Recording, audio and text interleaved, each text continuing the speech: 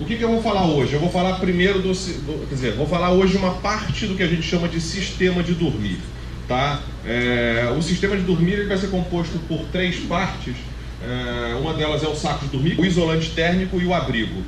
O saco de dormir é óbvio, acho que todo mundo sabe o que é um saco de dormir. O isolante térmico é algo fundamental, as pessoas às vezes acham que é muito mais para conforto, mas é muito mais para conforto térmico e não apenas um colchãozinho. Bom, vamos lá, agora começou de fato. O que a gente tem que entender primeiro? Por que a gente fala de sistema de dormir? Porque o saco de dormir sozinho, ele não necessariamente vai funcionar. Quer dizer, ele vai funcionar, mas não vai funcionar da forma mais abrangente ou mais completa. Para isso, a gente precisa de fato de um isolante térmico e, obviamente, da barraca ou do abrigo. Para a gente entender melhor o funcionamento disso tudo, desse sistema de dormir, a gente tem que entender ali o balanço térmico. Basicamente, a gente gera calor, o nosso corpo produz calor. Se a gente está perdendo calor mais rápido do que a gente está gerando, a gente vai sentir frio. E se a gente está gerando mais calor do que a gente está perdendo, a gente vai sentir calor. O ideal é que a gente tenha um equilíbrio disso para a gente ficar numa situação confortável. É claro que quando eu estiver caminhando numa trilha, ou enfim, até no próprio dia a dia, de um modo geral, o meu corpo estando em movimento, eu vou acabar produzindo mais calor e vou sentir, gerando mais calor, eu vou sentir calor. E aí, nesse momento, a gente começa a entender os mecanismos que o nosso corpo tem para diminuir o calor, ou para perder calor, ou para reduzir calor, né, de uma forma geral. O nosso corpo tem 5 formas, a gente perde calor por 5 formas diferentes: convecção, evaporação, respiração, condução e radiação. Então são essas 5 formas que a gente perde calor.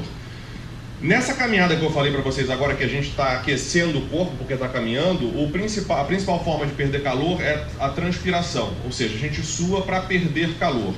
O suor ele vai evaporar e quando evapora ele carrega consigo o calor, e aí a gente consegue diminuir a temperatura da pele. Isso eu estou falando na atividade física de uma forma geral.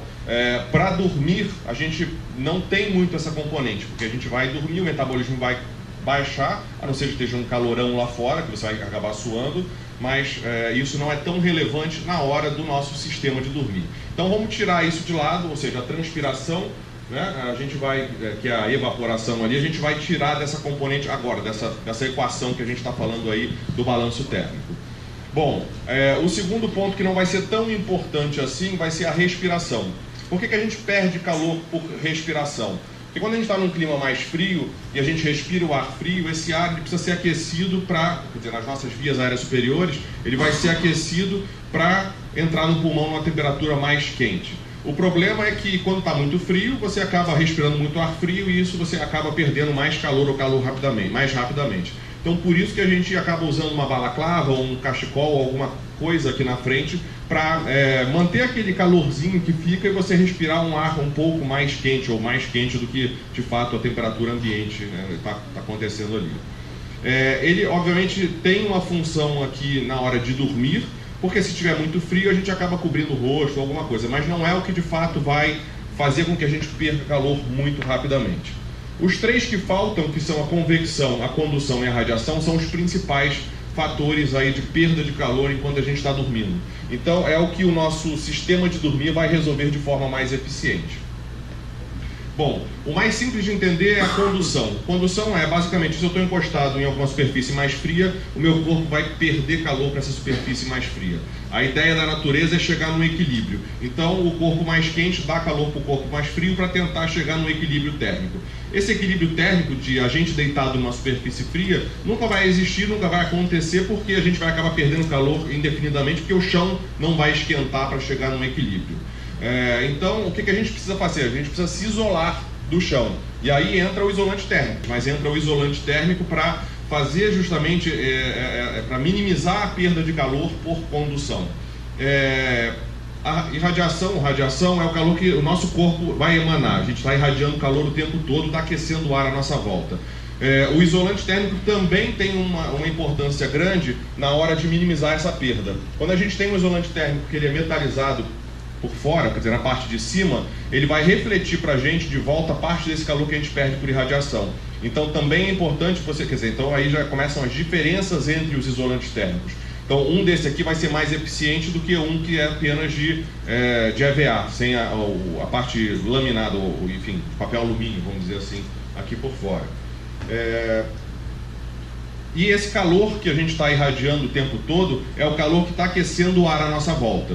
O que a gente tenta criar? O que o nosso organismo tenta criar? Ele tenta criar um microclima à nossa volta. O problema é que nós não temos nem plumas, nem plumas e paetês, né? Nem plumas, nem pelo suficiente para fixar o ar, para aprisionar o ar à nossa volta. Os animais que têm pluma, os animais que têm pelo, eles justamente têm essa função, quer dizer, o pelo e a pluma vão ter essa função de aprisionar o ar, né, na volta deles.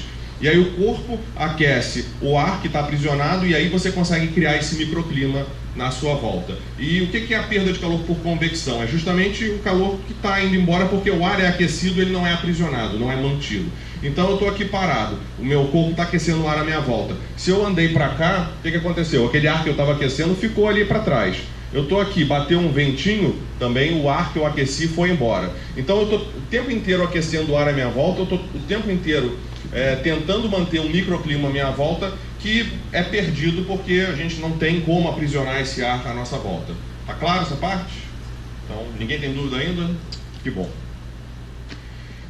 Bom, então, de novo, eu expliquei para vocês agora as 5 formas da gente perder calor.